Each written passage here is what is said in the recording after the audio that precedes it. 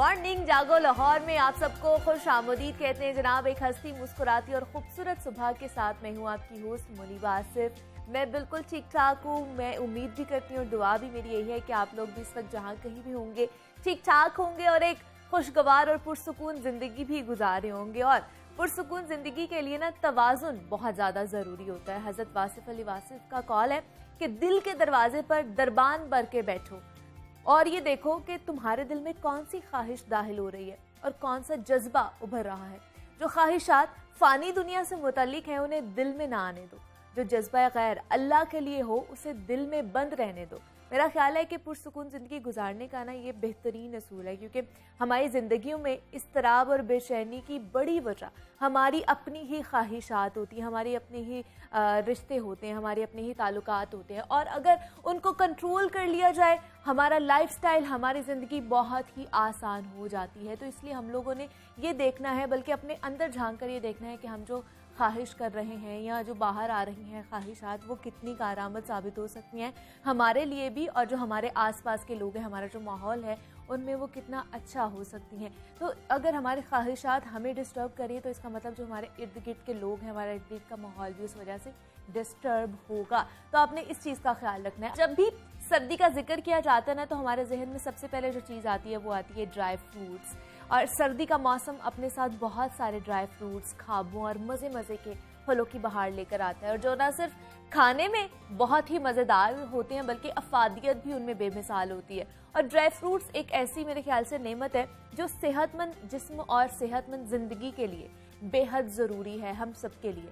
और मुनासिब मिकदार में खुश्क मेवाजात का इस्तेमाल हर मौसम में बेहतरीन नताइज दे सकता है। एक हालिया तिब्बी तहकीक के मुताबिक अगर हर रोज़ आधी मुट्ठी के बराबर खुश्क मेवाजात, जिनमें हम अखरोट भी आ जाते हैं, बादाम आ जाता है, काजू, पिस्ता और मूंगफली भी इसमें शामिल है, अगर इन सब का इस्तेमाल किया जाए तो मुख्तलिफ बीमारियों के जो बाइस हैं हमारी जल्द अमवात का ख़तरा कम हो जाता है। लेकिन इन ड्राई फ्रूट्स का ज़्यादा इस्तेमाल नुकसानदेह भी साबित हो सकता है। तो मौसम सरमा में हमें किन ड्राई फ्रूट्स का इस्तेमाल ज़्यादा करना चाहिए और इन ड्राई फ्रूट्स का इस्तेमाल कब और कैसे करना चाहिए, कितनी मिकदार में करना चाहिए, इस पर आज हम बात करेंगे। हमारे साथ इस वक्त मौजूद है हुरिया अरूज हैं, क्लिनिकल न्यूट्रिशनिस्ट हैं। हुरिया, मैं आपको खुश आमदीद कहती हूँ जागो लाहौर में। कैसी हैं आप? अल्हम्दुलिल्लाह ठीक, आप कैसी हैं? मैं भी बिल्कुल ठीक ठाक। हुरिया, जिस तरह मैं बात करी थी कि जैसे मौसम सरमा शुरू होता है तो हमारे सबसे पहले ख्याल आता है खुश्क मेवाजात या ड्राई फ्रूट्स का, जिसमें मूंगफली आ जाती है, काजू, पिस्ता, बादाम, अंजीर वगैरह आ जाती है। तो हमें बताइए कि इनका इस्तेमाल कितना हमारे सेहत के लिए अच्छा है, कितना मुफीद है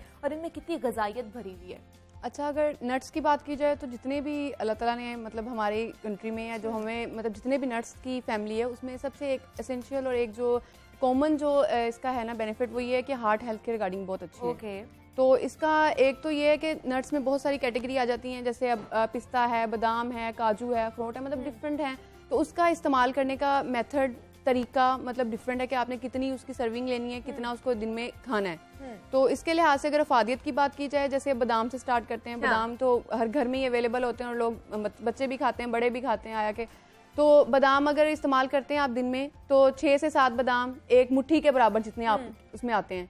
तो हर किसी की मुट्ठी डिफरेंट होती है, लाइक वो उसकी बॉडी के साइज के अकॉर्डिंग होती है। तो अगर एक मुट्ठी में 6 से 7 या 8 भी बादाम आते हैं तो आप उसको रात को भिगो के पानी में तो सुबह में इस्तेमाल करें। और दूसरा हुरिया, ये भी तो एक है ना बात है बादामों के बारे में मशहूर कि बादाम खाने से दिमाग तेज होता है। इसमें सच्चाई है? बिल्कुल है। बादाम खाने से दिमाग इस सेंस में तेज होता है कि बादाम में ओमेगा 3 फैटी एसिड बहुत अच्छा होता है। ठीक है, तो ओमेगा 3 जो होता है वो आपकी ब्रेन हेल्थ के लिए और आपकी EPA DHA उसमें होते हैं जो आपकी ब्रेन हेल्थ के रिगार्डिंग बहुत अच्छे होते हैं। अच्छा। ज्वाइंट हेल्थ के रिगार्डिंग बहुत अच्छा होता है। और बच्चों को स्पेशली कहा जाता है कि जी बादाम का इस्तेमाल करवाएं कि ब्रेन के रिगार्डिंग, बच्चों के हेल्थ के रिगार्डिंग। बड़े भी इवन करते हैं जब एक सर्टेन एज आ जाती है, 40+, 45+ आ जाती है, तो उसके बाद नट्स का डॉक्टर्स भी रेकमेंड करते हैं, वैसे सप्लीमेंट्स फॉर्म में भी इस्तेमाल कर रहे होते हैं ओमेगा 3 वगैरह। तो उसके रिगार्डिंग ये होता है कि आपकी जो ब्रेन की हेल्थ है उसमें ओमेगा 3 होने की वजह से, हार्ट हेल्थी होने की वजह से ये बहुत एसेंशियल है। अच्छा। बादाम ओवरऑल हेल्थ के लिए। ठीक है, अब इसमें जैसे कैल्शियम का कंटेंट बहुत अच्छा है, तो ये बच्चों को अगर हम देंगे तो एक तो ब्रेन तो जो है वो अच्छा होएगा साथ, लेकिन साथ जो कैल्शियम का इंटेक है वो आपकी जॉइंट हेल्थ, आपकी बोन हेल्थ को अच्छा करेगा। तो इसकी क्वांटिटी भी मैटर करता है कि कितनी क्वांटिटी, मतलब कितने बादाम खाने आपने एक दिन बिल्कुल में? ये तो किसी भी चीज़ को एक्सेस में खाएंगे तो नुकसान ही होता है, चाहे वो कोई अच्छी चीज़ हो, चाहे मतलब कि जितनी मर्जी अच्छी हो, अफादियत उसकी एक लिमिट तक होती है कि आपने इतनी खानी है। अब जैसे बादाम है, उसकी सर्विंग साइज होती है कि आपने 6 to 8 यानी एक मुट्ठी इस्तेमाल करनी है आपने। ये हर जगह पे मेंशन्ड है और मेरे ख्याल से बहुत सारे लोगों को पता भी है। लेकिन फिर भी हम लोग अगर बैठे हो ना, हम कोई चीज़ मूवी देख रहे हैं, टीवी देख रहे हैं, लैपटॉप यूज़ कर रहे हैं, तो हम लोगों ने अगर साथ कोई ड्राई फ्रूट की प्लेट रखी है तो हमें नहीं पता लग रहा होता हम एट अ टाइम कितने खा रहे हैं। हम उसको कंटिन्यू करते हैं, करते करते वो तकरीबन हमारे 20 से 25 से मतलब ऊपर चले जाते हैं। तो वो बाद में फिर हमें जब फैट एक्यूमुलेशन होती है, लाइक वो जब अब्जॉर्प्शन प्रॉपर नहीं होती, खुश्क बादाम जो होते हैं ना छिलके के साथ जो आप इस्तेमाल करते हैं कि रात के टाइम मोस्टली करते हैं, तो उसमें आपका क्या होता है, अब्जॉर्प्शन प्रॉपर नहीं होती। ओके। तो उसके रिगार्डिंग ये होता है फिर आपको जो फैट की बर्निंग होने की बजाय वो फैट एक्यूमुलेशन होने लग जाती है। और हुरिया बहुत से लोग जो सुबह उठ के रात को भिगो के बादाम और सुबह उठ के खाते हैं, तो मतलब सुबह उठ के खाना ज्यादा मुफीद है या किसी भी टाइम खा लेना चाहिए? और दूसरा, जैसे आपने छिलके के साथ और छिलके के बगैर वाले बादाम, कौन से ज्यादा बेहतर है? अच्छा, इसमें जो अफादियत है ना छिलका उतारने की, उसकी पीछे एक रीज़न है। उसमें यह है कि बादाम के अंदर ना प्रोटीन और फाइबर का कंटेंट बहुत अच्छा है। ठीक है। तो प्रोटीन और फाइबर अगर आप खाली पेट खाते हैं, फॉर एग्जांपल सुबह के टाइम अगर आप खाते हैं, निहार पेट खाते हैं, कोई चीज़ नहीं खाई हुई, तो आपको फीलिंग ऑफ फुलनेस होती है उससे। ओके। तो आपको ज़्यादा भूख नहीं लगती, वेट लॉस की तरफ आप जाते हैं। ये इसका एक अच्छा मतलब है सोल्यूशन। तो दूसरा ये कि अगर आप इसको छिलका उतार के खाते हैं तो उसकी एब्जॉर्प्शन प्रॉपर होती है।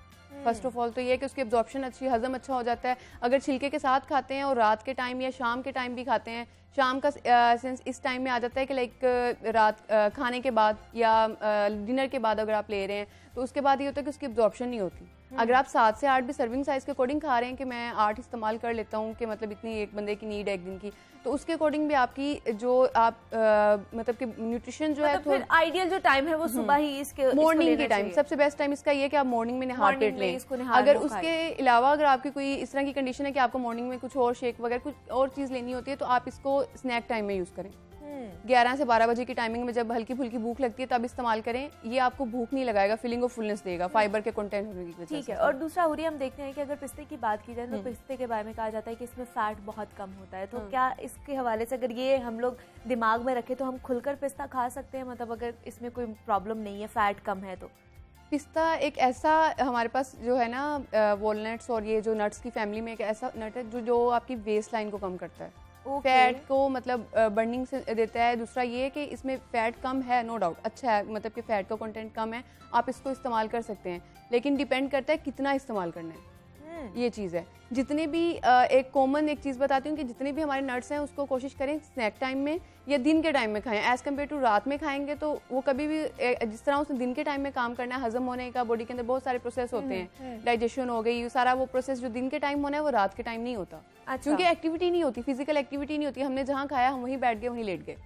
तो ये चीज़ है ना, तो इसके रिगार्डिंग ये होता है कि आपने अगर कोई भी नट लेना है, नट्स कोई भी इस्तेमाल कर रहे हैं तो कोई भी हो इवन उसको दिन के टाइम में खाएं। और अगर पिस्ते की बात की जाए तो पिस्ते में जो है ना आयरन का कंटेंट बहुत अच्छा होता है। ठीक है। फीमेल हेल्थ के लिए बड़ा अच्छा है। फीमेल हेल्थ के रिगार्डिंग बहुत अच्छा है ये। ठीक है। उसके बाद इसमें जो अगेन इसमें अगर बात की जाए, ये हार्ट हेल्थ के रिगार्डिंग जो आपका बैड कोलेस्ट्रॉल है उसको कम करता है। ओके। और जो इसमें वेट लॉस की अगर बात करते हैं ना कि वेट लॉस को कम करता है, वेट को या वेट लॉस के रिगार्डिंग इफेक्टिव है, वो इस सेंस में कि इसमें फाइबर का कंटेंट बहुत अच्छा है, बहुत ज़्यादा है। कि जिसे कहते हैं ना कि आप दिन में अगर 14 एक मुट्ठी के अकॉर्डिंग 14 से 16 या इतने भी अगर खा लेते हैं, इस्तेमाल कर लेते हैं, तो उसके रिगार्डिंग ये है कि आपकी अगर साथ स्नैक टाइम में खाते हैं, एक प्रॉपर टाइम पे खाते हैं, तो आपको वेट लॉस की तरफ आप जाते हैं क्योंकि भूख नहीं लगती, फीलिंग ऑफ फुलनेस होती है, तो भूख का स्नैक टाइम मतलब जो शाम के टाइम 4 से 5 बजे का जो टाइम होता है उस टाइम हम खा सकते हैं। उस टाइम भी ले सकते हैं, 11 से 12 के टाइम पे भी ले सकते हैं। 2 टाइम होते हैं स्नैक के। ठीक है। एक लंच से पहले वाला, एक डिनर से पहले वाला।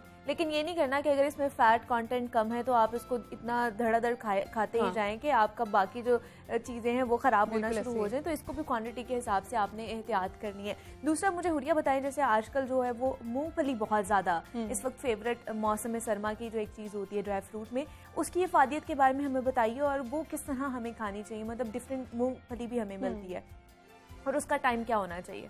अच्छा, मूंगफली जो है ना ये इसमें एक तो एक ये है हमारी सोसाइटी में भी, और वैसे भी लोग ना इसको रोस्टेड फॉर्म में ले रहे हैं। सबसे पहले तो अगर बात की जाए इसमें न्यूट्रिशन बहुत अच्छी है, इसके हेल्थ बेनिफिट्स भी बहुत अच्छे हैं। लेकिन आप इसको अगर छिलके के साथ इस्तेमाल करते हैं, लाइक अगर कहीं से परचेज कर रहे हैं, कहीं से ले रहे हैं, तो उसको एज कम्पेयर टू सॉल्टेड और इस तरह मतलब रोस्ट करने की बजाय हाँ, तो आप उसको सिंपल ड्राई लें, ठीक है, मतलब कुछ फॉर्म में इसको छिलके की फॉर्म में लें, वो इस्तेमाल करें। इसमें जो है बेसिकली आपकी हार्ट हेल्थ के रिगार्डिंग बहुत अच्छी प्रॉपर्टीज़ हैं और इन्फ्लेमेशन को कम करता है। इसमें एक प्रॉपर्टी है कि आपकी नी के रिगार्डिंग जितनी इन्फ्लेमेशन सोजिश हो रही होती है उसको कम करता है ये। अच्छा। मतलब अगर आपको अर्थराइटिस हो रहा है, मोस्टली फीमेल्स को ये इशू होता है वेट गेन ज़्यादा होने की वजह से या यूरिक एसिड का लेवल ज़्यादा होने की वजह से, तो उसके रिगार्डिंग ये है कि आप इसको अपने नी के सर्दियों में नी के रिगार्डिंग, जॉइंट हेल्थ के रिगार्डिंग बहुत इफेक्टिवनेस है इसमें। इन्फ्लेमेशन को जो सोजिश हो रही होती है उसको कम करता है ये। ओवरऑल आपके LDL को भी कम करता है ये, और हार्ट हेल्थ के रिगार्डिंग तो अच्छा है ही है। जितने भी नट्स हैं वो सारे हार्ट हेल्थ के रिगार्डिंग अच्छे हैं। अच्छे ही है, लेकिन इसको अमूमन हम लोग देखते हैं कि मूंगफली रात के औकात में ज़्यादा खाई जाती है, लोग बिस्तर में बैठे हुए होते हैं, गप्पे लग रही होती हैं और खाई जाते हैं, तो क्वांटिटी का हिसाब नहीं रखा जाता। तो क्या मूंगफली खाने से भी हम मोटे हो सकते हैं, और इसकी क्वांटिटी को कितना हम लोगों ने मद्देनजर रखना है? अच्छा, एक चीज़ मोटा होना और फैट की एक्यूमुलेशन होना एक थोड़ी मतलब कि थोड़ी डिफरेंट चीज़ें हैं। तो मोटापा एक मतलब एकदम नहीं होता, ये आपके एक ड्यूरेशन पे होता है कि आप इस चीज़ को जो खा रहे हैं, ईटिंग पैटर्न किस सेंस में और कितना लंबा अरसा उस चीज़ को लेके जा रहे हैं। तो अगर आप मूंगफली को रात को, वैसे तो मोस्टली यही हो रहा होता है कि रात को पूरा हाँ। 1 किलो 2 किलो रख के तो खा रहे होते हैं, साथ कोई बातें वगैरह गपशप कर रहे होते हैं। तो उसके रिगार्डिंग ये है कि इसको रात के टाइम की बजाय अगर आप इसको शाम में या दोपहर के टाइम इस्तेमाल करते हैं 12-1 बजे की टाइमिंग में, तो वो ज़्यादा बेटर है। वो क्यों है? क्योंकि इसमें कैल्शियम का कंटेंट बहुत अच्छा है मूंगफली के अंदर, ठीक है। तो कैल्शियम का कंटेंट अच्छे होने की वजह से ये आपकी जॉइंट हेल्थ के रिगार्डिंग बहुत अच्छी है। मैग्नीशियम और मैंगनीज इसमें बहुत अच्छा है, जो आपकी बोन फॉर्मेशन में हेल्प आउट करता है और आपके ब्लड प्रेशर को मेंटेन करता है, नॉर्मल लेवल पर रखता है। तो इसके रिगार्डिंग हार्ट हेल्थी हो गया, बोन फॉर्मेशन हो गया, जॉइंट हेल्थ हो गया, उसके रिगार्डिंग इफेक्टिवनेस है। लेकिन रात की बजाय आप इसको जो है शाम के औकात में या फिर दोपहर के औकात में, जब आपको हल्की फुल्की भूख लगती है, तब इस्तेमाल कर लें। मोस्टली लोगों को ये होता है कि दोपहर में वर्किंग होती है या कहीं बिजी होते हैं, तो दोपहर में तो नहीं, लेकिन शाम के औकात में आप इसको इस्तेमाल कर लें, वो ज़्यादा बेटर टाइम है। उसमें अब्जॉर्प्शन प्रॉपर होगी, फाइबर कंटेंट है, उसको अब्जॉर्ब होने में थोड़ा टाइम लगता है। तो अब्जॉर्प्शन करने के लिए आप कोई भी फूड खाते हैं तो उसको अब्जॉर्ब भी करना है, ये नहीं कि उसको खा के आप जो है फैट की एक्यूमुलेशन कर रहे हैं, तो फिर बाद में वेट गेन की तरफ, ओबेसिटी की तरफ जाता है। ओबेसिटी की तरफ जाता है। और दूसरा, जैसे आजकल पठान भी बेच रहे हैं, मतलब वो मूंगफली बना रहे होते हैं और उसको नमक में कर रहे होते हैं, तो वो वाली खानी चाहिए हमें? अगर उसका जो नमक कंटेंट जो है वो ज़्यादा हो जाए तो वो हमारी सेहत के लिए नुकसानदेह साबित हो सकता है। जो अब बाहर से मिलती है मूंगफली, जिसमें पैकेट फॉर्म में भी जो सॉल्टेड होती है वो भी और जो खुली भी मिलती है दे रहे होते हैं, उसके लिहाज से ये कि उसमें जो नमक का कंटेंट होता है वो आपके ब्लड प्रेशर के रिगार्डिंग बहुत ही, जिसको कार्डियोवास्कुलर डिजीजेज हैं उसके रिगार्डिंग बहुत ज़्यादा नुकसान करेगा।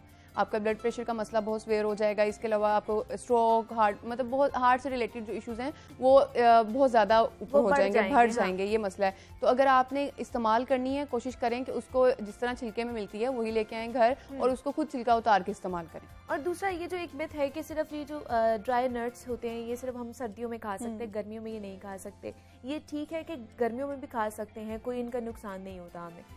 ऐसा है कि जो नट्स हैं नुकसान इनका कोई नहीं है, सिर्फ ये होता है कि सीज़न टू सीज़न वेरी करता है। जैसे सर्दियों में लगे होता है कि हम लोग इसका, हमें सोजिश वगैरह, स्वेलिंग वगैरह, जॉइंट पेन वगैरह एज़ कम्पेयर टू विंटर्स में समर्स की निस्बत ज़्यादा होती है। क्यों होती है? क्योंकि मौसम चेंज हो रहा होता है, ठंड हो रही होती है, किसी को सूट नहीं कर रही होती, बॉडी टू बॉडी भी डिफरेंट ये वेरी करता है।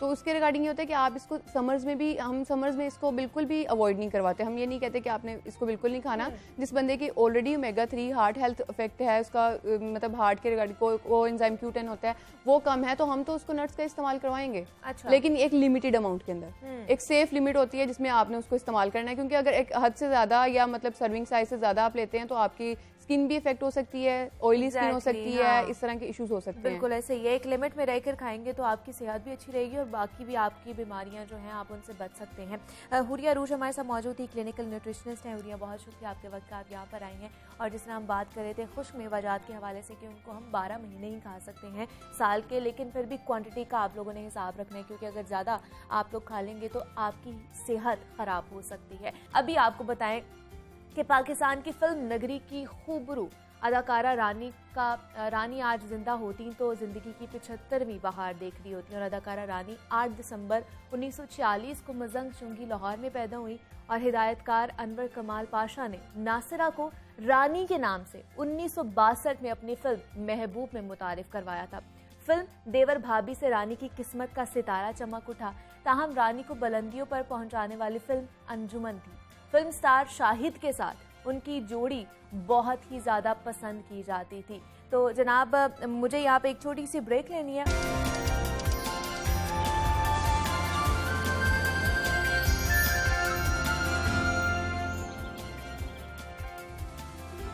वेलकम बैक टू जागो लाहौर। जनाब, ब्रेक पर जाने से पहले जिस तरह बात हो रही थी मौसम सरमा में ड्राई फ्रूट्स के इस्तेमाल और अफादियत के हवाले से, तो ड्राई फ्रूट्स और हलवा जात का इस्तेमाल एक मुनासिब अंदाज में ही करना चाहिए, वरना हमारे स्किन के जो मसाइल हैं वो पैदा होने का खतरा भी मौजूद होता है।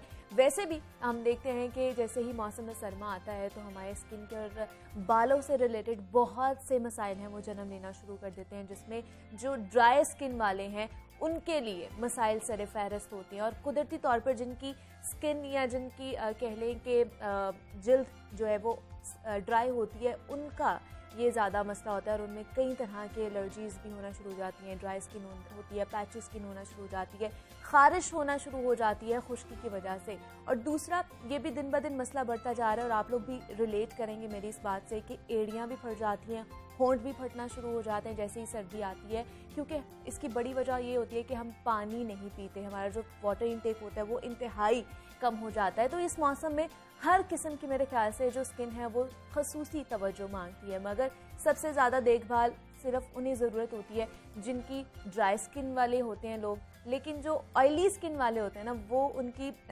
नॉर्मल स्किन हो जाती है आप कह लें, क्योंकि इस मौसम में खुश्क हवाएं बहुत ज़्यादा चलती है, लेकिन फिर भी उन्हें बहुत सारा ख्याल रखना पड़ता है। तो आज हम इन सब मामलात पर बात करेंगे कि कौन कौन सी चीज़ें हैं जो हम अपनी रूटीन में चंद तब्दीलियाँ लाकर उनको अपना सकते हैं, या कुछ टोटके आजमा कर हम अपनी स्किन को और भी तवील अरसे तक जवान रख सकते हैं, जो हमारा सबसे ज़्यादा कंसर्न होता है। तो हमारे साथ इस वक्त डॉक्टर ईमा शाहीन मौजूद हैं जो डर्मेटोलॉजिस्ट हैं। डॉक्टर ईमा, मैं आपको खुश आमदीद कहती हूँ जागो लाहौर में। कैसी हैं आप?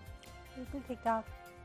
डॉक्टर ईमा, जिस तरह मैं बात की थी कि ख़वातीन की पहली तरजीह होती है कि वो कौन कौन सी ऐसी प्रोडक्ट्स हैं या कौन कौन सी ऐसी डेली रूटीन में अपनी स्किन केयर रूटीन शामिल कर लें कि वो तवील अरसे तक जवान नज़र आएँ। तो हमें बताइए कि हमें कौन कौन सी रूटीन जो है या स्किन केयर के हवाले से चीज़ें अपनी डेली रूटीन में ऐड ऑन कर लेनी चाहिए, किस तरह के खाने खाने चाहिए जो हमारी स्किन फ्रेश भी रहे और तमाम तर जो मैं मसाइल बता रही थी वो भी ना हो। इस तरह है कि ये आपने बिल्कुल ठीक कहा कि जो स्किन की भी हेल्थ है वो आपकी इंटरनल हेल्थ से, बॉडी की हेल्थ से स्टार्ट होती है। इसमें खाना पीना, आपकी डेली रूटीन बहुत ज़्यादा मायने रखती है, और अगर वो ठीक नहीं हो तो आप जो मर्ज़ी इस्तेमाल कर लें, आप कभी भी फ्रेश और ज़्यादा लंबे अरसे तक यंग नहीं रह सकते हैं। तो उसमें यह है कि healthy food, healthy diet, healthy habit, आजकल हर तरफ इसका प्रचार चल रहा है।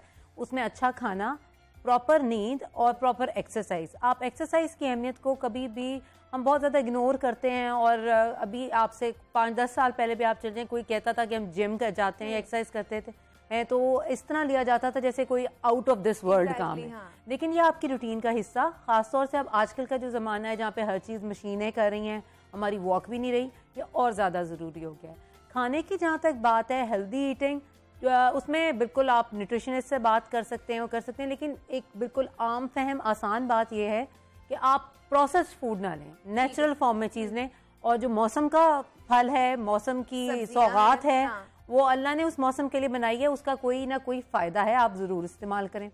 उसके अलावा आगे जहाँ तक स्किन केयर की बात, ये आपने बिल्कुल ठीक कहा कि सर्दी के मौसम में ड्राई स्किन वालों को ज़्यादा प्रॉब्लम होती है, और लेकिन इसके अलावा हर स्किन की टाइप मौसम के हिसाब से डायनामिक भी होती है। कुछ लोग ऐसे होते हैं जिनकी गर्मी में बहुत ऑयली होती है लेकिन सर्दी में ड्राइनेस की तरफ चली जाती है। इसलिए आपने इस चीज़ को जहन में रखना है कि आपने अपनी स्किन को मॉइस्चराइज ज़रूर करना है। ठीक है। मॉइस्चराइजेशन के साथ दूसरी इंपॉर्टेंट बात हाइड्रेशन, जिसका आपने कहा कि पानी हम कम पीते हैं। आपने बिल्कुल ठीक कहा कि सर्दी की वजह से हमारा दिल चाहता है कि पानी कम से पिए, ताकि हमें कम से कम वॉशरूम जाना पड़े। वो एक बहुत बड़ी हैसल, एक बड़ा काम होता है। लेकिन इसके अलावा एक और इम्पॉर्टेंट बात यह है कि चाय, कॉफ़ी, ग्रीन टी का इस्तेमाल ज़्यादा हो जाता है। मैं ये नहीं कह रही कि ये इस्तेमाल ना करें, लेकिन क्योंकि ये पेशाब आवर होते हैं, इससे पानी की मिकदार जिस्म में और कम हो जाती है। ओके, ठीक है। तो इसलिए आपको अपनी हाइड्रेशन का ऑरेंज जूस हो गया या फ्रूट्स की फॉर्म में, आप पानी की फॉर्म में ना भी लें ऐसे फ्रूट्स जिनका वाटर कंटेंट ज़्यादा है, या आप गर्म दूध की फॉर्म में आप पानी का एज पानी इस्तेमाल नहीं भी कर रहे तो वाटर कंटेनिंग चीज़ें ज़्यादा इस्तेमाल करें। अगर सूप्स वगैरह आप रहते हैं तो उसमें सॉल्ट की मिकदार कम रखें ताकि आपकी बॉडी हाइड्रेट भी हो। और उसके अलावा ये कि सॉल्ट ब्लड प्रेशर और काफ़ी बीमारियों को प्रीडिस्पोज करता है। मीठा, जैसे आपने बात की कि हलवा जात और ये इस मौसम की सौगातें ज़रूर हैं, उसको इंतहाई मुनासिब मिकदार में इस्तेमाल करें।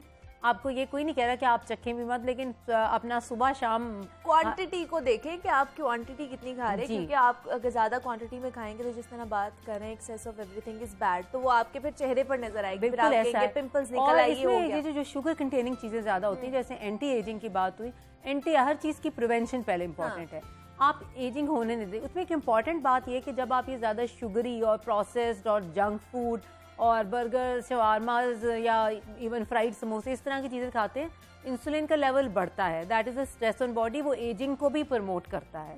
लाइक आपकी एजिंग फास्ट हो जाती है। ठीक है। और इसी तरह ऑन द कॉन्ट्रेरी एक्सरसाइज आप करते हैं, आपकी उससे स्किन का ब्लड फ्लो बढ़ता है। हाँ। आपकी एजिंग का प्रोसेस कम होता है। एक थर्ड इम्पॉर्टेंट चीज़ जो एंटी एजिंग में बहुत इंपॉर्टेंट है और स्किन में के लिहाज से मैं उसको बहुत ज़्यादा प्रमोट करूँगी, वो है सन ब्लॉक्स। सन ब्लॉक गर्मी सर्दी इस्तेमाल करें, चाहे बादल हैं, चाहे आप घर के अंदर हैं, चाहे आप कहते हैं कि हमारे घर में तो धूप आती ही नहीं है। सन ब्लॉक का इस्तेमाल और उसका रेगुलर इस्तेमाल एजिंग के प्रोसेस को प्रिवेंट करने के लिए बहुत ज़रूरी है। वंस आपकी एजिंग हो गई है, उसकी फर्दर प्रोग्रेशन को, आगे बढ़ने को, वर्सनिंग को वो रोक सकता है, लेकिन जो पहले चेंजेस आ चुकी हैं उनको रिवर्स नहीं कर सकता। और यंगर एज ग्रुप लाइक आप बच्चों में भी सन ब्लॉक इस्तेमाल कर सकते हैं, उसकी कोई कॉन्ट्राइंडिकेशन नहीं है और उसका फायदा ही है। और दूसरा एमा, मुझे ये बताइएगा, जिस तरह हम अगर किसी डेली रूटीन में अपनी स्किन केयर रूटीन को शामिल कर लेते हैं, क्योंकि बहुत सी लड़कियां होती हैं, बहुत सी ख़वातीन ऐसी हैं कहती हैं कि हम अगर रात को कोई रूटीन स्टार्ट कर रहे हैं, कोई क्रीम लगाना शुरू कर रहे हैं, कुछ लगाना शुरू करें, तो सुबह उठे तो हम लोग चमक रहे हो, हमारी स्किन इतनी खूबसूरत नज़र आए, ताज़ा हो, और मतलब जो हम चाह रहे हैं हम वही नज़र आए। लेकिन इसको कितना, इस प्रोसेस को जब हम अडॉप्ट करते हैं तो कितनी देर बाद हमारी स्किन जो है ठीक होना शुरू हो जाती है, कितनी देर लगती है उसको, कितना अरसा लगता है उसको? देखिए, इसमें मैं ज़्यादा कुछ नहीं कह सकती कि सब्र का फल मीठा। ओवरनाइट जो चीज़ आपको इस तरह की फीलिंग दे रही है, वो जो जादू है जो हमारे यहाँ आमतौर पे नाइट क्रीमों में या मिक्स क्रीमों में पाया जाता है कि आप लगाते हैं और सुबह को आपको ग्लो फील होती है, तो वो आपको कुछ देर के लिए सेटिस्फैक्शन तो ज़रूर दे सकती है। मैं ये नहीं कहूँगी अगर इतनी जल्दी सेटिस्फैक्शन आना बहुत अच्छी बात है, अगर वो सिर्फ ये चीज़ हो हम भी उनको प्रमोट करें, लेकिन लेटर ऑन जब आप वो इस्तेमाल करते जाते हैं तो आपकी स्किन का बहुत बुरा हाल हो जाता है।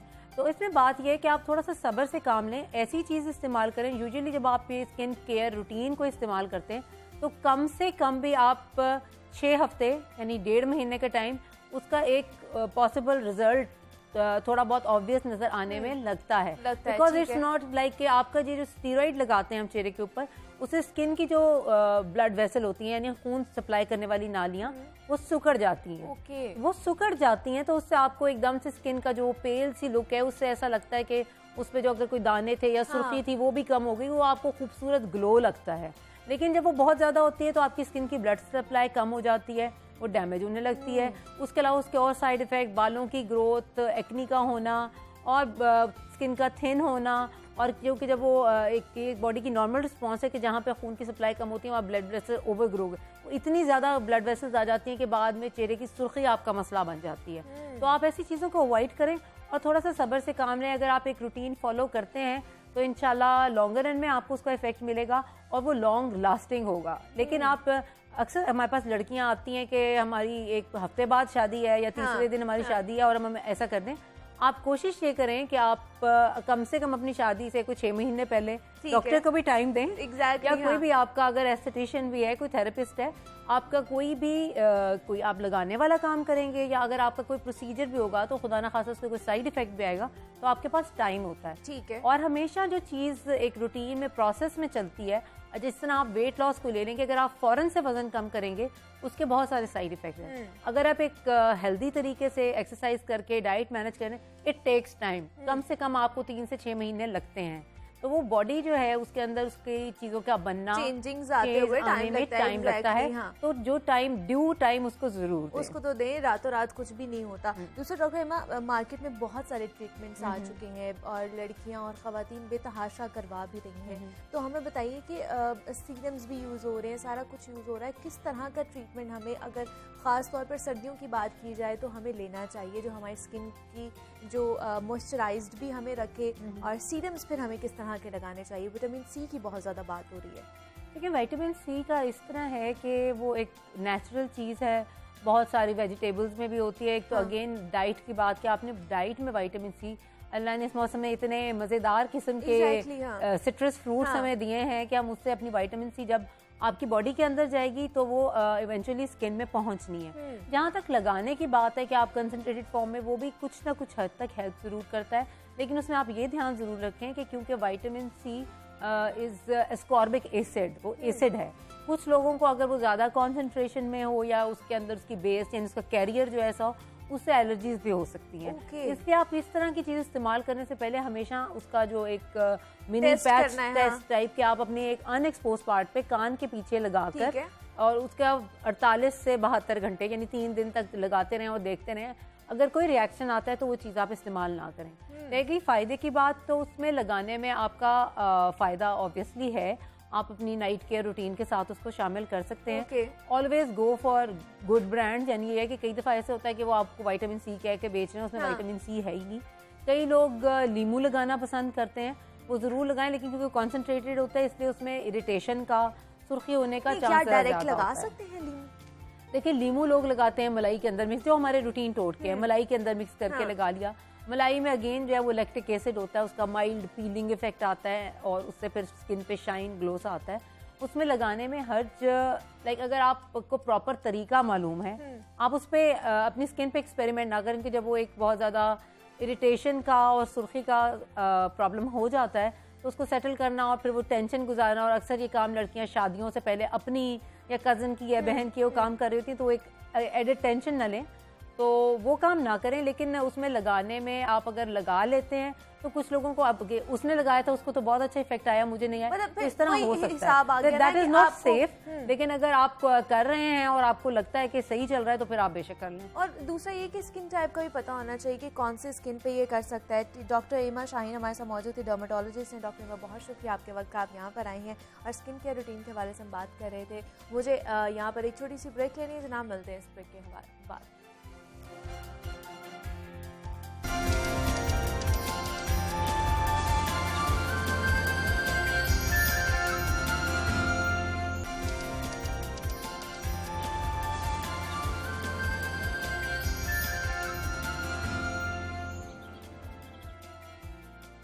वेलकम बैक टू जागो लाहौर। जनाब, अब कुछ बात हो जाए इंसानियत और खिदमत इंसानियत के हवाले से, तो कुरान पाक में भी इरशाद बारी ताला है कि जिसने एक इंसान की जान बचाई, गोया उसने पूरी इंसानियत की जान बचाई। और इस्लाम के मानने वालों में ये जज्बा कूट कूट कर भरा हुआ है। हम लोग इंसानियत की खिदमत के लिए हम वक्त तैयार भी रहते हैं और हर मुमकिन कोशिश करते हैं कि अगर किसी भी इंसान की जान बचाने में अपना किरदार अदा कर सके तो ज़रूर करें। किसी ज़ख्मी को खून देना हो, किसी के लिए अद्वियात का इंतज़ाम करना हो, माली इमदाद करनी हो, तो हम सब आगे आगे होते हैं। लेकिन एक शोबा ऐसा है जहां दुनिया में सबसे ज़्यादा खैरात देने वाले पाकिस्तानी कौम बहुत ज़्यादा इस वक्त पीछे है। वो है ज़रूरतमंद अफराद को अज़ा का अतिया करना। अपनी ज़िंदगी में या फिर मरने के बाद हम किसी के काम आ जाएं तो जनाब इससे बड़ी और क्या बात हो सकती है। और तमाम मकातबे फ़िक्र के जय्यद उलमा कराम इस हवाले से फतवे भी दे चुके हैं कि इंसानी अज़ा को अतिया करना शरई तौर पर मुकम्मल जायज़ है। और इंसानी अज़ा को अतिया करने और इन अज़ा को पाबंदकारी के हवाले से Punjab human organ transplantation authority के नाम से एक इदारा भी कायम है जो इस नेक अमल पर नज़र रखता है ताकि इंसानी अज़ा का गलत इस्तेमाल ना हो सके और सारे मामलात कानून के दायरा कार में रहकर होते हुए भी सर अंजाम दिए जा सके। और Punjab human organ transplantation authority किस तरह से काम कर रही है, हम डोनर किस तरह बन सकते हैं, रजिस्ट्रेशन कैसे करवाई जा सकती है, इस हवाले से हम बात करेंगे। हमारे साथ इस वक्त मौजूद है अदनान अहमद भट्टी साहब हैं, सरबरा है विजिलेंस सेल के Punjab human organ transplantation authority. Adnan साहब, मैं आपको खुश आमदीद कहती हूँ जागो लाहौर में। कैसे हैं आप? Thank you very much. अल्हम्दुलिल्लाह, बहुत अदनान शुक्रिया। साहब, पेहूटा का क़याम जो 2017 में हुआ, इस इदारे का क़याम, और हमें बताइएगा कि अभी तक 2017 से लेकर अभी तक आप लोगों ने कितने जो है गुर्दा, जिगर या फिर बोन मैरो के हवाले से ट्रांसप्लांटेशन जो है उसकी मंजूरी दे चुके हैं आप लोग? जी, मैं इसमें आपको एक वजाहत करना चाहूँगा कि Punjab human organ transplantation authority का जो क़याम है 2012 में 18th अमेंडमेंट के बाद जब NFC अवार्ड हुआ, जी जी, तो उस टाइम आ चुका था ओके। क़याम 2012 में। तो लेकिन जो मैन पावर या HR इसमें उस टाइम नहीं था। 2017 में ये सुप्रीम कोर्ट की एक सुमोटो लिया गया, तो उस पर फिर पंजाब गवर्नमेंट ने इसको प्रॉपर फंक्शनल किया फेब 2017 में। तो अब तक Punjab human organ transplantation authority Punjab भर में, बल्कि दूसरे सूबों से भी जो पेशेंट्स हैं वो पंजाब में आते हैं। ठीक है। दूसरे सूबों के अलावा अफ़गानिस्तान से, गल्फ से लीगल अपनी ट्रांसप्लांटेशन करवाने के लिए वो Punjab human organ transplantation authority के पास आते हैं। और अब तक तकरीबन हम 3000 से अबव पेशेंट्स की पेवंदकारी कर चुके हैं, जिसमें गुर्दा, जिगर, कॉर्निया का बहुत जो है ना बड़ा फिगर है, जिसमें सैकड़ों की तादाद में, तकरीबन हज़ारों की तादाद में कॉर्निया ट्रांसप्लांट हो चुके हैं। लेकिन जो मेन है, जो आजकल हमारे माशरे में एक डिज़ीज़ बड़ी खामोशी से फैल रही है, वो है गुर्दा की बीमारी की, जिसमें किडनी फेलियर हो जाती हैं और फिर उसे पेवंदकारी करवानी पड़ती है। ठीक है। तो उसमें तकरीबन हम 3000 से अबव फिगर हो चुका है, जो Punjab human organ transplantation authority approval दे चुकी है पेशेंट्स को। और ये हो भी चुके हैं ट्रांसप्लांटेशन? जी, ये डन हो चुके हैं अल्हम्दुलिल्लाह।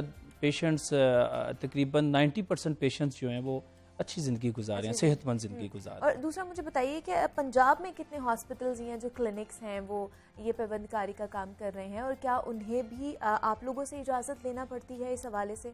जी, पंजाब में तकरीबन 70 के करीब डिफरेंट पब्लिक सेक्टर के और प्राइवेट सेक्टर्स के इंस्टीट्यूशंस हैं जहाँ पर ये पेवंदकारी हो रही है। ठीक है। तो उसमें जो पब्लिक सेक्टर्स के हैं उसमें टीचिंग हॉस्पिटल्स, LGH है, फिर शेख सैयद हॉस्पिटल है, मुल्तान में मुल्तान किडनी इंस्टीट्यूट है, बहावलपुर में चले जाएँ तो वो विक्टोरिया हॉस्पिटल है, पिंडी में चले जाएँ तो बेनज़ीर भुट्टो हॉस्पिटल है, लाहौर में आप आ जाएँ तो जनरल में, PKLI में, ठीक है, और मेयो में ये पेवंदकारी जारी है अल्हम्दुलिल्लाह। प्राइवेट सेक्टर्स में काफ़ी A+ और A कैटेगरी के जो हॉस्पिटल्स हैं, अच्छे लीडिंग हॉस्पिटल, उसमें भी पेवंदकारी हो रही है। कुछ स्पेसिफिक जो हॉस्पिटल हैं हमारे पब्लिक सेक्टर के, PKLI, यहाँ पर जिगर की और गुर्दे की बहुत बड़ी तादाद में अल्हम्दुलिल्लाह पेवंदकारी शुरू हो चुकी है।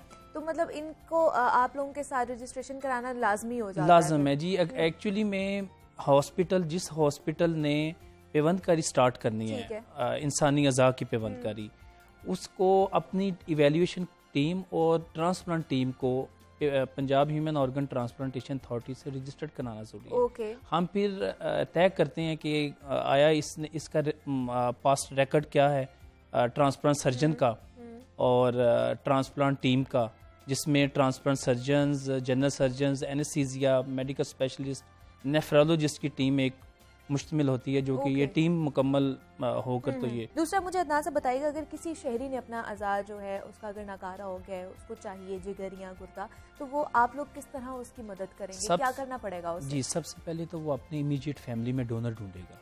ओके। अगर इमीडिएट फैमिली में नहीं मिलता तो वो फर्स्ट डिग्री मीन के अपने चचाजाद फैमिलीज में जा सकता है। उनकी सेकंड डिग्री तक, हम 4th डिग्री तक जो है एंटरटेन कर लेते हैं पेशेंट को, कि अपने वो इन लॉज में चला जाए, इन लॉज की फैमिली में फाइंड आउट करे जाकर, या चचा के आगे बच्चों में, उनके बच्चों में, वो इस तरह अगर वो भी फाइंड आउट नहीं कर सका कि उसे मैच डोनर नहीं मिला, इस हवाले से अल्हम्दुलिल्लाह जो पंजाब होटा की मॉनिटरिंग अथॉरिटी है, जिसको मैडम मिनिस्टर जो हैं वो चेयर करती हैं, ठीक है, मिनिस्टर हेल्थ जो हैं, तो उन्होंने पेयर डोनर का एक जो है ना वो कानून मंजूर किया है। मेन पेयर डोनर ये है कि अगर एक पेशेंट है और एक बी है, ए के पास उससे रेलिवेंट नहीं है ब्लड ग्रुप और बी के पास है, तो आपस में एक्सचेंज कर सकते हैं, रेसिप्रोकल। ठीक है। तो उससे इस अमल में काफ़ी अल्हम्दुलिल्लाह आसानी पैदा होगी और इसमें जो है वो मरीज़ काफ़ी हद तक जो है ना अपनी लाइफ सेव कर सकेगा। तो क्या पहले रजिस्ट्रेशन करानी पड़ेगी, उसका प्रोसेस क्या होगा जी, और उसका कितनी देर में प्रोसेस ये चीजें जी होती हैं? एग्जैक्टली ये हम इस हवाले से प्रॉपर जो है ना एक मीडिया कैंपेन स्टार्ट कर चुके हैं। लास्ट ईयर से स्टार्ट है वो, बल्कि 3 सालों से स्टार्ट है। प्रिंट मीडिया, इलेक्ट्रॉनिक मीडिया और सोशल मीडिया पे हमारी वेबसाइट है www.phota.gov.pk। ठीक है। इसके अलावा तमाम हॉस्पिटल्स में इंफॉर्मेशन डेस्क पर अज़ा की पेवंदकारी के हवाले से मौजूद है इंफॉर्मेशन कि वो हमारे पास आएगा पंजाब होटा के ऑफिस में। पंजाब होटा का ऑफिस सिर्फ लाहौर में ही नहीं है बल्कि फैसलाबाद में बन चुका है, मुल्तान में बन चुका है साउथ पंजाब को कवर करने के लिए, और ये सेंट्रल के लिए पिंडी में बन चुका है। तो 3 सब ऑफिस काम कर रहे हैं।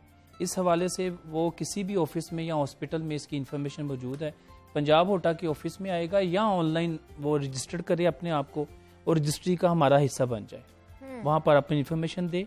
इस हवाले से जो आप कह रहे हैं कि वो उसे डोनर नहीं मिलता, अगर रेसिप्रोकल में भी नहीं ऑप्शन होती, तो अल्हम्दुलिल्लाह हम इस हवाले से ओपीसी, ऑर्गन प्रोक्योरमेंट सेल, ठीक है, बाद अज मर्ग जो अज़ातिया करने वाले जो होते हैं, मतलब अगर मैंने मरने के बाद अपने अज़ातिया करने हैं या देने हैं, डोनेट करने हैं, तो उसका एक अलग प्रोसेस होगा, अलग प्रोसेस है उसका।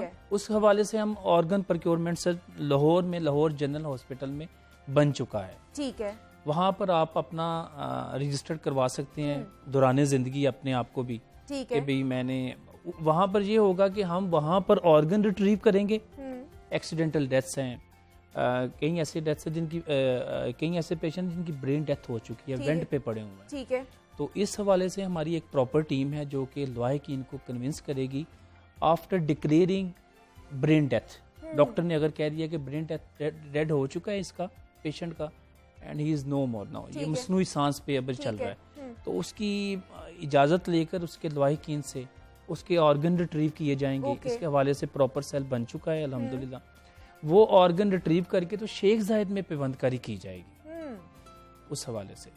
तो ये नो डाउट कि एक बहुत बड़ा और मुश्किल मरहला और काम था, लेकिन हमारा इस हवाले से एक प्रॉपर मीडिया सेल बन चुका है जिसको और ये मैं अदनान साहब, यही मैं दोबारा कंफ्यूजन जो है मैं दूर करना चाह रही, क्योंकि मैं इस हवाले से पढ़ भी रही थी कि सिर्फ मरने के बाद, अगर हम मरने के बाद हम वेंटिलेटर पे हैं तभी हम अपने अज़ा जो है वो डोनेट कर सकते हैं, अगर घर पर मर रहे हैं तो हम लोग डोनेट नहीं कर सकते अपने अज़ा। नहीं, लिसन मैं एग्जैक्टली इसमें आपकी मैं थोड़ी सी वजाहत करना चाहूँगा।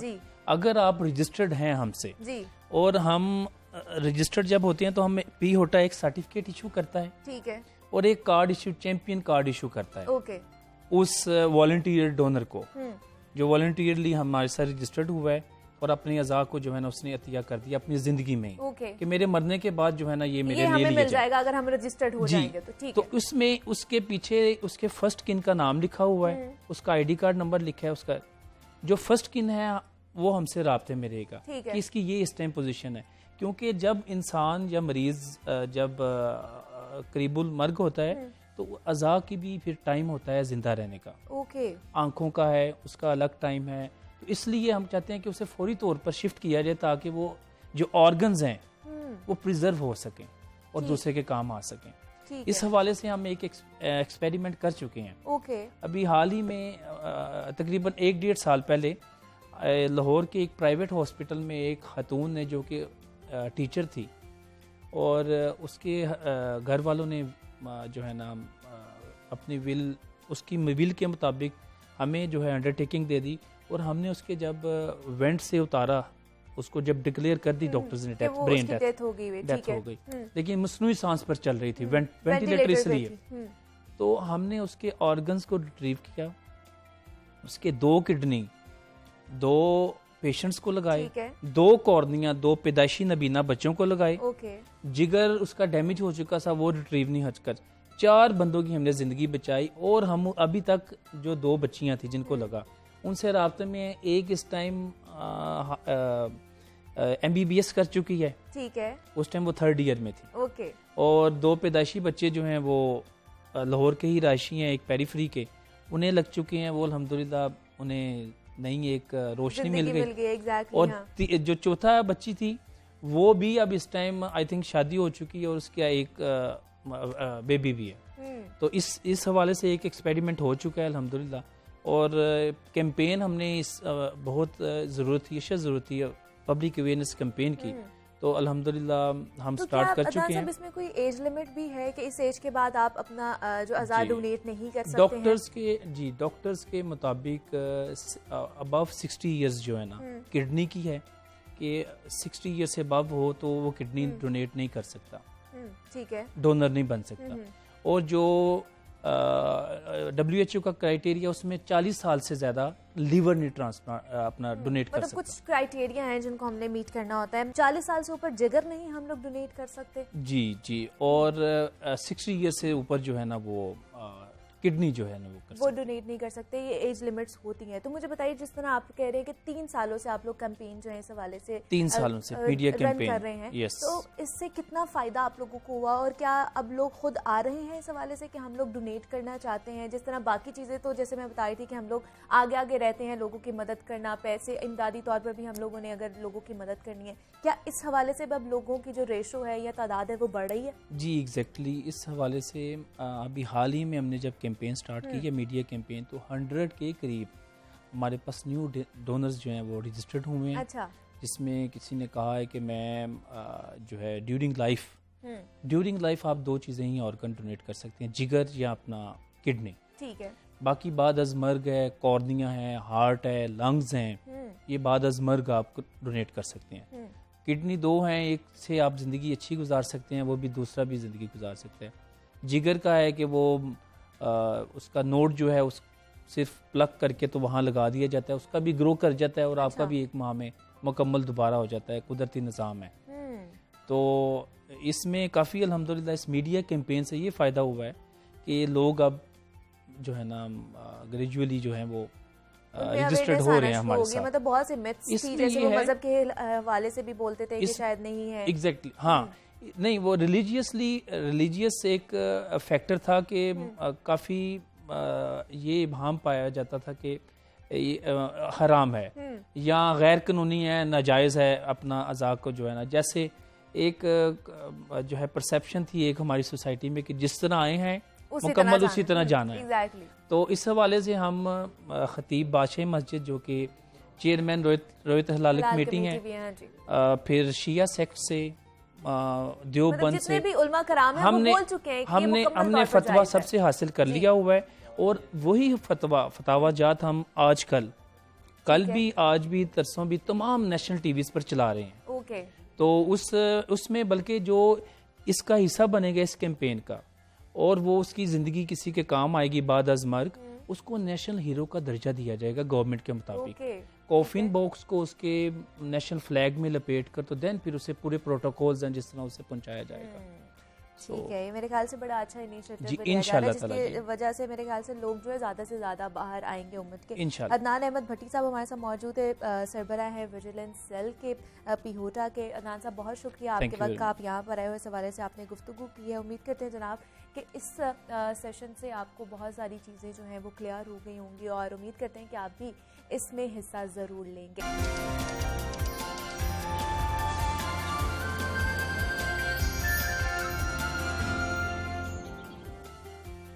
जगह लाहौर में आप सबको खुश आमदीद कहते हैं जनाब। अब कुछ बात हो जाए खेल और खिलाड़ी की, तो बाइसाइकिल एक ऐसी सवारी है जिसको चलाने का शौक यकीनन हर बच्चे के ख़मीर में रचा बसा होता है। और सेहत के एतबार से भी देखा जाए तो जिस्मानी तौर पर फिट रहने के लिए साइकिल चलाने से बेहतर कोई एक्सरसाइज नहीं होती जो बच्चे और बूढ़े सब चला सकते हैं। और अब तो साइकिलिंग बाकायदा इंटरनेशनल खेल भी तस्लीम की जा चुकी है और दुनिया भर में साइकिलिंग के मुख्तलिफ मुकाबलों का भी इनेकाद किया जाता है। और अगर पाकिस्तान की ही बात की जाए तो पाकिस्तान में भी साइकिलिंग का रुझान बहुत ज़्यादा बढ़ता जा रहा है और पाकिस्तानी साइकिलिस्ट भी ना सिर्फ नेशनल बल्कि इंटरनेशनली भी कामयाबी के झंडे गाड़ रहे हैं। और आज हम आपकी मुलाकात ऐसे ही मेहमानों से करवाने जा रहे हैं जो साइकिलिंग की दुनिया में पाकिस्तान को रिप्रेजेंट करते हैं। हमारे साथ इस वक्त मौजूद हैं तलाल खान जो नेशनल साइकिलिस्ट हैं और अब तक कई नेशनल और इंटरनेशनल मुकाबले अपने नाम कर चुके हैं और उनके साथ मौजूद है मौज़म खान प्लेयर हैं जो फॉर्मर साइकिलिस्ट हैं और उन्होंने कई मुल्कों में पाकिस्तान की नुमाइंदगी की है और कई नेशनल और इंटरनेशनल मुकाबले भी अपने नाम कर चुके हैं और सर्विंग जनरल सेक्रेटरी हैं पाकिस्तान साइकिलिस्ट फेडरेशन के। सर मैं आपको खुश आमदीद कहती हूँ जागो लाहौर में और तलाल आपको भी मैं खुश आमदीद कहती हूँ जागो लाहौर में। कैसे हैं आप? शुक्र अल्हम्दुलिल्लाह जी, आप सुनाइए। तलाल मैं भी ठीक ठाक हूँ सर। तलाल आपसे ही स्टार्ट करती हूँ, आप इस वक्त 17 साल के हैं। हाँ, तो मुझे बताइए अभी तक कितने मुकाबले आप खेल चुके हैं, कौन कौन से मुकाबले और कितने मेडल्स आपने जीते हैं इस वक्त? असल में मैंने साइकिलिंग 14 साल की उम्र में मतलब प्रोफेशनली स्टार्ट कर ली थी। ठीक है। तो मैंने ट्रैक के अंदर स्टार्ट की थी। ओके। वेलोड्रम के अंदर। ठीक है। वहाँ मैंने गोल्ड मेडल जीते, तो वहाँ से मेरा थोड़ी मोटिवेशन मिली। तो फिर जो मेरा पहला इंटरनेशनल रेस थी वो लाहौर से साहिवाल थी 200 किलोमीटर। तो मेरी उम्र 14 साल थी, तो इसलिए वो इतनी बड़ी रेस के अंदर मैं सबसे छोटा खिलाड़ी था, वो मुझे दाखिल भी नहीं करते थे। ओके। तो मैं किसी तरह करके मैं अंदर घुस गया। तो वो फिर रेस होती गई, वहाँ से अफगानिस्तान और ईरान से भी लोग आए हुए थे। तो मैं चलता चलता गया, मतलब मैं 7th आ गया। रेस खत्म, तो वहाँ मैं सबसे छोटा 14, बाकी 20, 25, 30 साल के खिलाड़ी थे। वहाँ से मुझे मोटिवेशन मिलती गई। असल में मैं जूनियर अभी हूँ और इससे पहले मैं अंडर जूनियर था। सारे मुकाबले मैंने अंडर जूनियर से किए हैं। तो अब मैं छोटी छोटी रेसों में करता गया, मेरी मोटिवेशन बढ़ती गई। तो इसलिए मैं लाहौर के जितने भी मुकाबले आते हैं, मैं अब पंजाब के चैंपियन हूँ।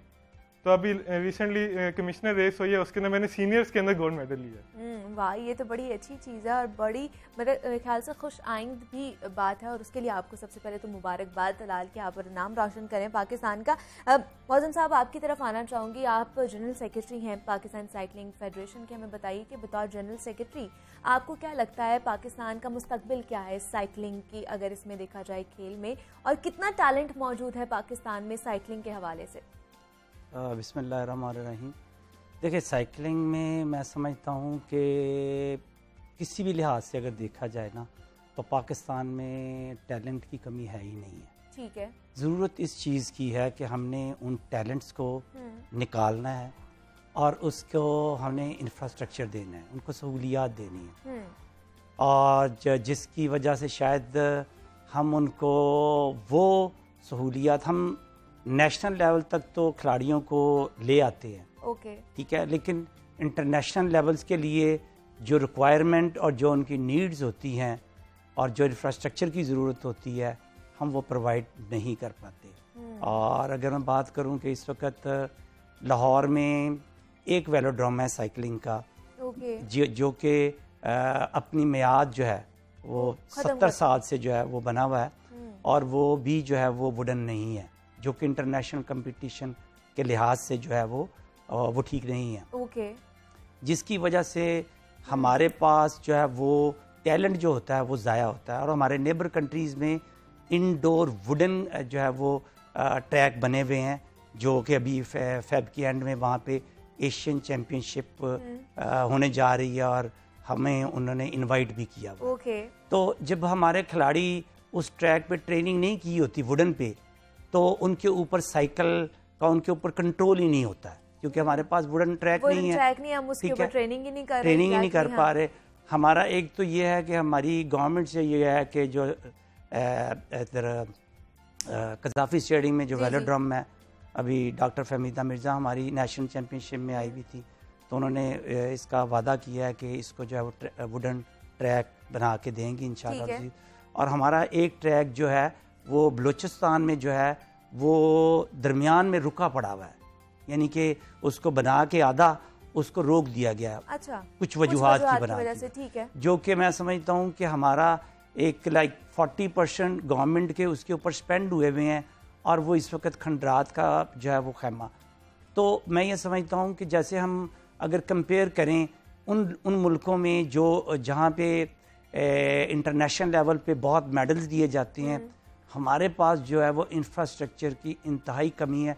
टैलेंट मैं अश्योर करवाता हूँ कि अगर हमें इंफ्रास्ट्रक्चर मिल जाए, ठीक है, और जिस तरह अगर क्रिकेट को प्रमोट किया जा रहा है, मैं समझता हूँ कि उसका अगर 10% भी साइकिलिंग को प्रमोट किया जाए, तो हम एक नहीं बेशुमार मेडल जो है इंटरनेशनल लेवल पर ला सकते हैं। बिल्कुल ऐसे ही है। और तलाल, आपको क्या लगता है, मतलब कि फैसिलिटीज़ यहाँ पर मौजूद हैं इतनी ज़्यादा आप लोगों के लिए, जो आप इंटरनेशनली जब जाके रिप्रेजेंट करते हो या वहाँ पे ट्रेनिंग करते हो उनके वहाँ पर जाके, तो वो क्या क्या चीज़ आप लोगों को ज़्यादा बॉदर करती है? मतलब जिस तरह कि हमारे पास हमारी फेडरेशन है, Pakistan cycling federation, Azhar Ali Shah president और हमारे मुअज्जम साहब, ये हमें बहुत ज़्यादा सपोर्ट करते हैं। मतलब अपनी लिमिट्स पुश करके हमें सपोर्ट करते हैं। मगर जब आगे फैसिलिटीज़ और थोड़ी फाइनेंशियल प्रॉब्लम्स आ जाते हैं, गवर्नमेंट नहीं सपोर्ट करती, अब नहीं कर सकते आगे आप परफॉर्म।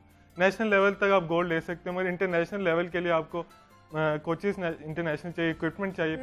जिस तरह घोड़े सवारी होते हैं वो बहुत महंगा है, हाँ। उससे ज़्यादा महंगा साइकिलिंग है। तो इसलिए हम खुद से सपोर्ट नहीं कर सकते।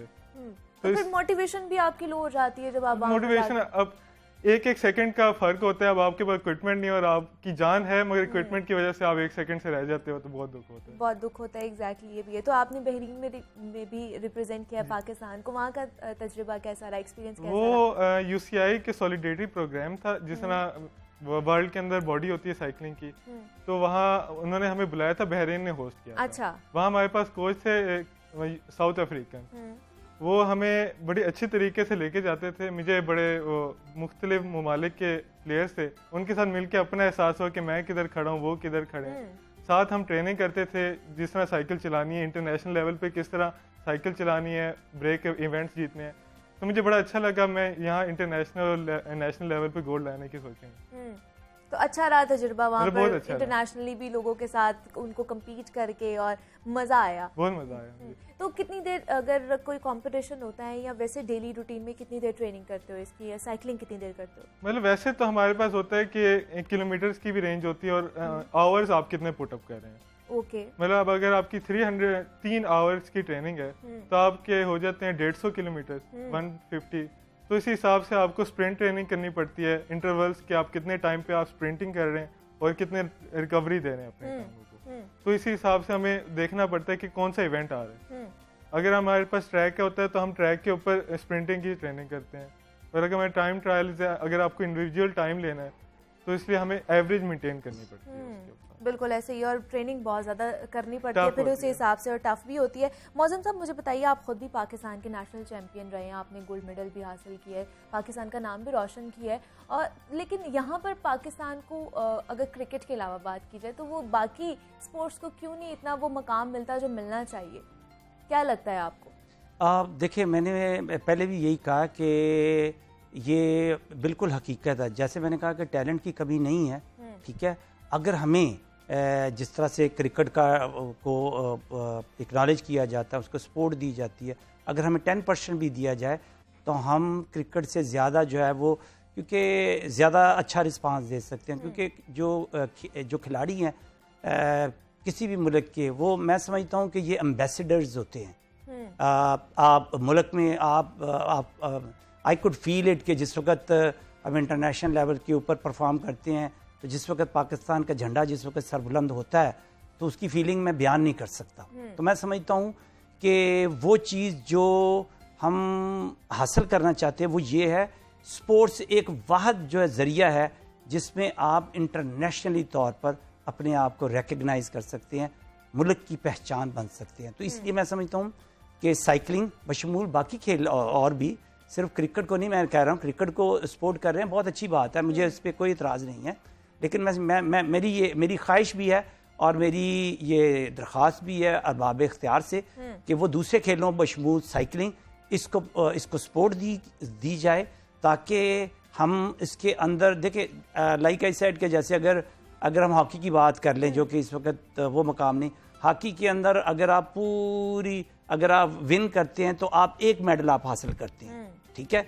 साइकिलिंग एक ऐसे जैसे एथलेटिक है, इसके ऊपर हम मल्टीपल, यानी कि ओलंपिक में अगर हम 7 से 8 मेडल जो है वो गोल्ड या सिल्वर या ब्रॉन्ज ले सकते हैं, इतने इवेंट हैं उसके अंदर, हमारे अंदर इतनी कैपेसिटी है, अपॉर्चुनिटी उसमें मिल जाती उसके अंदर मौजूद है, जो कि एथलेटिक के बाद अगर देखा जाए तो साइकिलिंग में जो है वो अपॉर्चुनिटी मौजूद है, ठीक है। तो इसलिए मैं समझता हूँ कि गवर्नमेंट को, और स्पेशली जो है वो मैं समझता हूँ कि जो हमारे जो है वो जो प्राइवेट ऑर्गेनाइजेशंस हैं, उनको चाहिए कि साइकिलिंग को जो है वो पैटर्नाइज किया जाए, इसको सपोर्ट दी जाए, ताकि हम और मज़ीद इंटरनेशनल लेवल पे, एशियन लेवल पे और ओलंपिक लेवल पे हम इसके अंदर जो है वो मेडल लेकर आएँ और पाकिस्तान का नाम रोशन करें। दूसरा मुझे बताइए मौज़म साहब के मुस्तकबिल में अगर देखा जाए तो फेडरेशन जो है पाकिस्तान साइकिलिंग की वो कौन कौन से इवेंट जो है मुनक्किद कराने जा रही है?